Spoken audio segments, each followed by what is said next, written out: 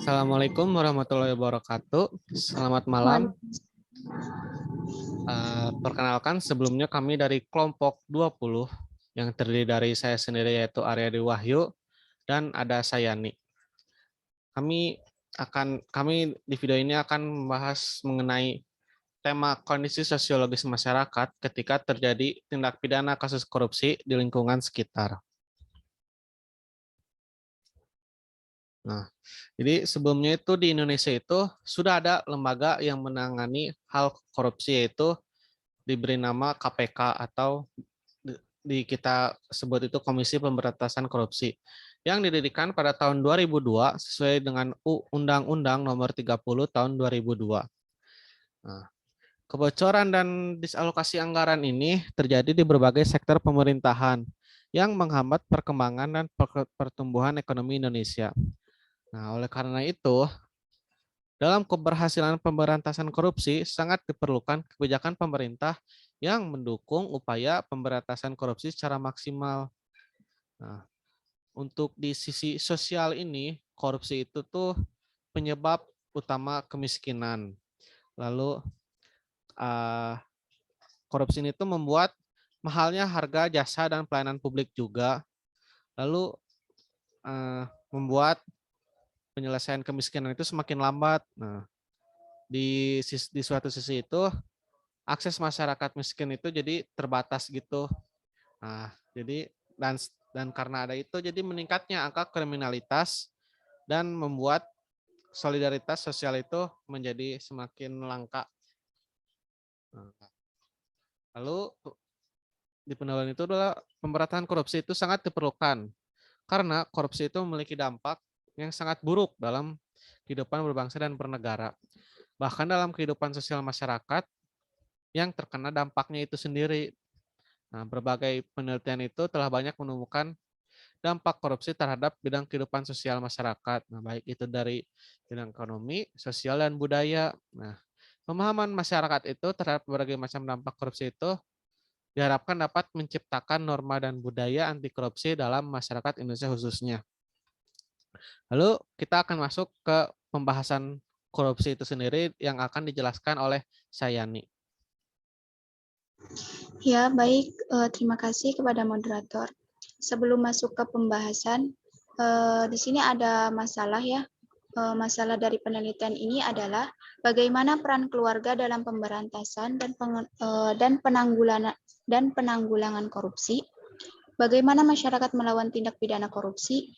Apa peran masyarakat dalam pemberantasan korupsi? Langsung saja ke pembahasan. Pembahasan yang pertama ada definisi korupsi. Korupsi merupakan fenomena yang sulit didefinisikan secara tepat dan komprehensif. Hal ini dikarenakan adanya perbedaan penilaian atau persepsi korupsi yang ada pada setiap kelompok masyarakat. Pada faktanya, korupsi juga berhubungan dengan sejarah dan sistem pemerintahan suatu negara.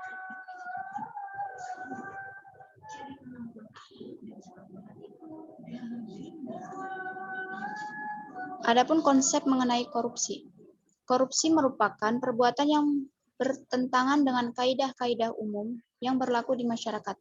Korupsi di Indonesia telah dianggap sebagai kejahatan luar biasa, untuk itu di dalam keluarga maupun suami, istri, anak, dan orang tua perlu ditanamkan nilai-nilai anti korupsi yang meliputi kejujuran, kepedulian, kemandirian, kedisiplinan, pertanggungjawaban, kerja keras, kesederhanaan, keberanian, dan keadilan. Di samping itu, bentuk dari peran keluarga dalam pemberantasan tindak pidana korupsi sebagai individu-individu harus dimulai dari diri pribadi dengan cara meningkatkan iman dan takwa kepada Tuhan Yang Maha Esa.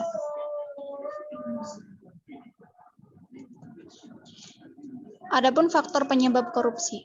Beberapa hal yang dapat menjadi penyebab dalam melakukan korupsi antara lain adalah adanya ketimpangan pendapatan atau gaji antar sektor publik dan swasta, adanya ketimpangan pendapat atau gaji antar sektor publik, gaya hidup atau pola konsumsi yang berlebihan, standar pengeluaran pemerintahan yang tidak mencukupi.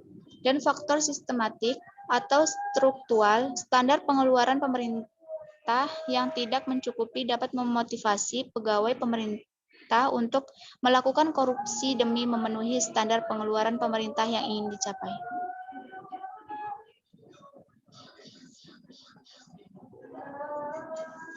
Faktor-faktor penyebab korupsi. Faktor-faktor penyebab korupsi antara lain faktor sejarah ekonomi, budaya, dan kelembagaan. Adapun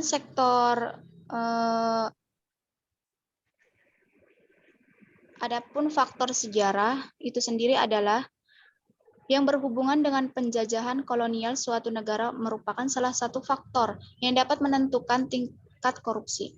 Yang kedua ada faktor ekonomi. Faktor ekonomi adalah negara dengan tingkat korupsi yang tinggi memiliki karakteristik sebagai negara berkembang dan negara transisi.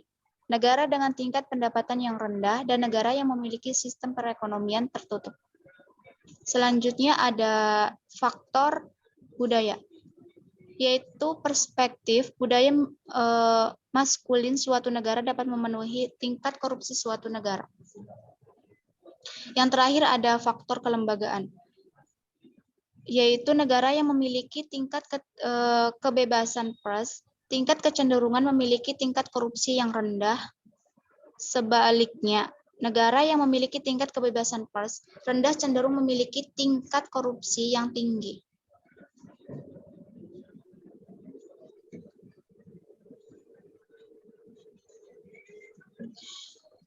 Adapun dampak sosial korupsi.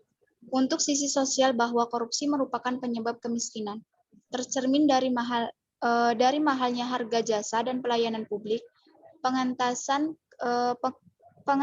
kemiskinan semakin lambat, terbatasnya akses masyarakat miskin, meningkatnya angka kriminalitas, dan yang terakhir yaitu terlihat dari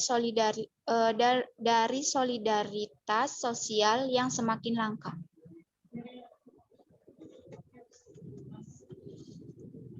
Melawan tindak pidana korupsi. Komisi Pemberantasan Korupsi tidak bisa bekerja sendirian untuk memberantas korupsi.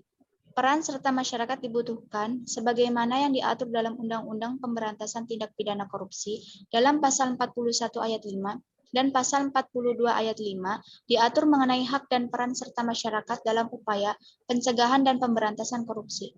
Peran serta masyarakat diwujudkan dalam bentuk antara lain mencari, memperoleh, memberikan data atau informasi terkait tindak pidana korupsi. Masyarakat juga memiliki hak untuk menyampaikan saran dan pendapat serta melaporkan dugaan tindak pidana korupsi. Peran masyarakat dalam memberantas korupsi. Peran masyarakat dalam upaya pencegahan dan pemberantasan tindak pidana korupsi diwujudkan dalam bentuk antara lain mencari, memperoleh, memberikan data atau informasi tentang tindak pidana korupsi, dan hak menyampaikan saran dan pendapat secara bertanggung jawab terhadap pencegahan dan pemberantasan tindak pidana korupsi. Sesuai dengan prinsip keterbukaan dalam negara demokrasi yang memberikan hak kepada masyarakat untuk memperoleh informasi yang benar, jujur, dan tindakan diskriminatif mengenai pencegahan dan pemberantasan tindak pidana korupsi. Maka dalam peraturan pemerintahan ini diatur mengenai hak dan tanggung jawab masyarakat dalam upaya pencegahan dan pemberantasan. Terima kasih kepada Sani yang telah Sama-sama. menjelaskan pembahasan mengenai korupsi. Jadi kesimpulannya itu pemberantasan korupsi sangat diperlukan karena korupsi memiliki dampak yang sangat buruk dalam kehidupan berbangsa dan bernegara, bahkan dalam kehidupan sosial masyarakat yang akan terkena dampaknya. Nah, korupsi ini tuh dianggap sebagai kejahatan yang luar biasa, walaupun itu di dalam keluarga, ya, seperti suami, istri, anak, dan orang tua. Maka dari itu, perlu ditanamkan nilai-nilai anti korupsi yang meliputi kejujuran, kepedulian, kemandirian, kedisiplinan, pertanggungjawaban, kerja keras, kesederhanaan, keberanian, dan keadilan. Sekian dari kelompok kami. Mohon maaf atas segala kesalahan dan kekurangannya. Terima kasih. Wassalamualaikum warahmatullahi wabarakatuh. Waalaikumsalam warahmatullahi wabarakatuh.